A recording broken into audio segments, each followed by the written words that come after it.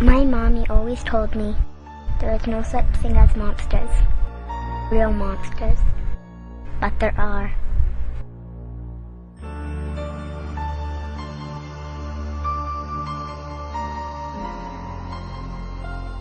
We are a band of 8 to 12 looters.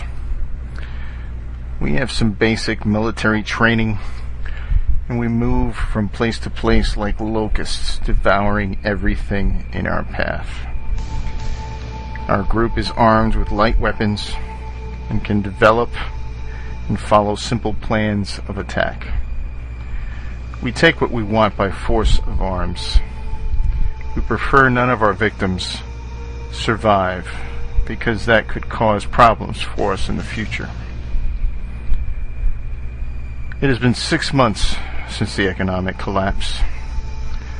You and the other 5 members of your party have settled into what may be a long, grinding existence.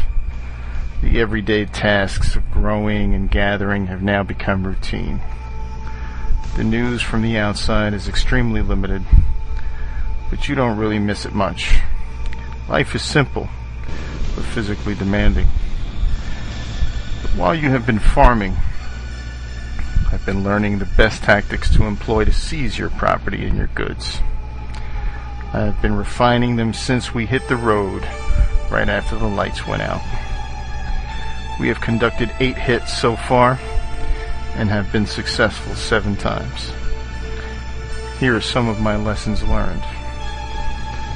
Intelligence gathering and target selection is critical to my success.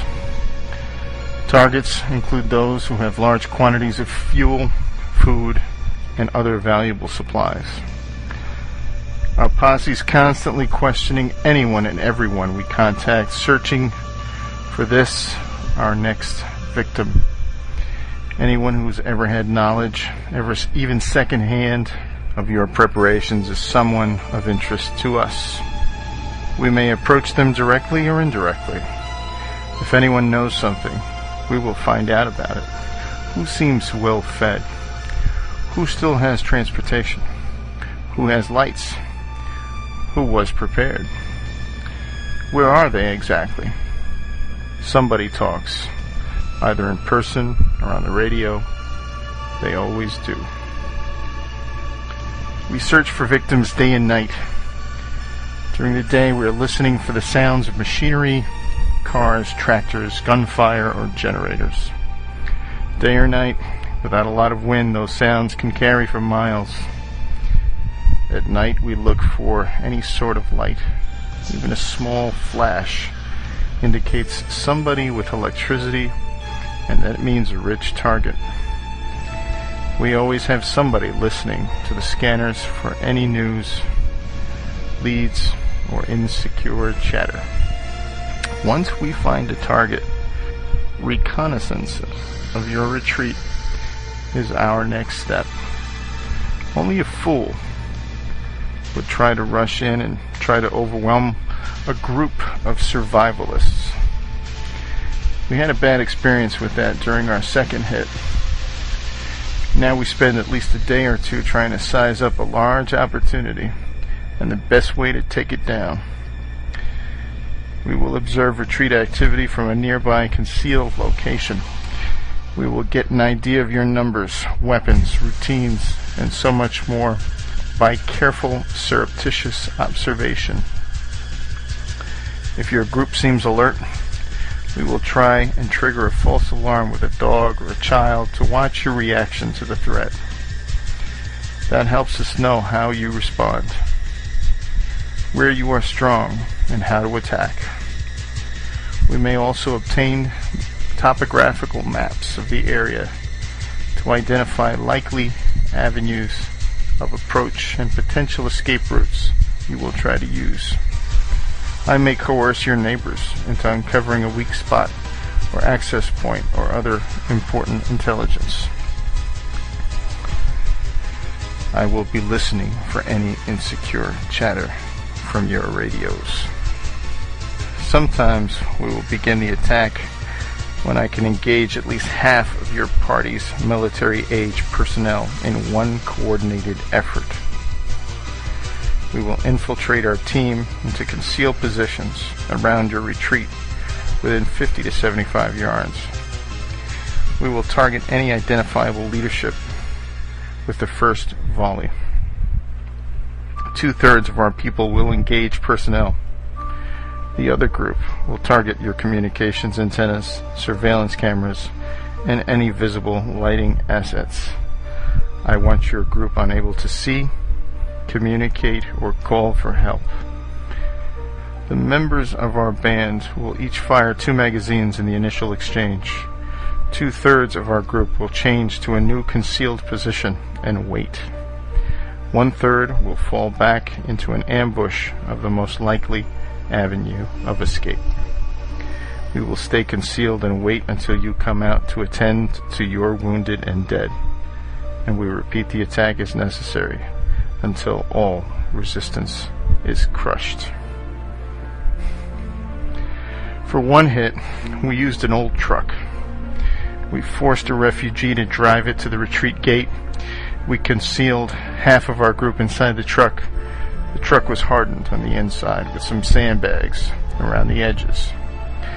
And the other half of our group formed an ambush concealed inside the tree line along the driveway. We killed the driver to make it look good and had one person run away. Man, those preppers almost waited us out. After nearly 3 hours, they all walked down the driveway. They were bunched up in a group intent on checking out the truck and driver. It was like shooting fish in a barrel. They didn't consider that there might be additional danger lurking nearby, aside the truck, and they all died. A few weeks ago, we surprised and captured a couple of women out tending a garden. It was totally by chance. We were traveling through a very rural area on our way to another town when somebody heard a tractor backfire. We immediately stopped, and I sent a small team to recon the noise. They bumped into a small party tending a field in the edge of their retreat. They seized 2 women and immediately dragged them back to our vehicles. We began negotiating by sending a finger for each one back to the retreat under a white flag. The rest was easy. We typically infiltrate quietly at night to prearranged start points. We begin our attack just before dawn, when your senses are dulled by the long night's watch or from sleep. Based on our reconnaissance, we divided your retreat into positions or zones that need specific attention. We prepare for the battle by using an air rifle to target any lights or cameras. Our first priority is to engage any site and destroy or degrade them as much as possible. I split my forces into 2 supporting groups. One group keeps the target position under constant fire.